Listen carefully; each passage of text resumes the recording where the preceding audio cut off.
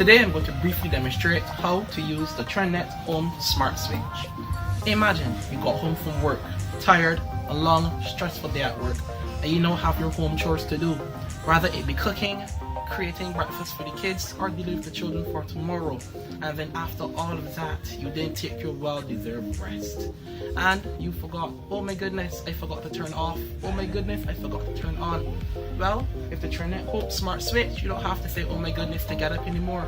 You simply sit, you whip out your phone, you go to the app, and you turn off your devices that you forgot to turn off. Easy and simple as that. Of course, if you have any issues setting it up, you can give us a call, 538-8888. We'll be more than happy to assist you with these.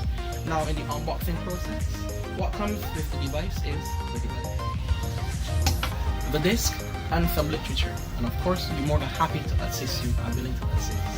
And don't forget, we have our stores, HP Store in Sheraton, as well as Promotech in Sheraton, also Promotech in the Dome Mall.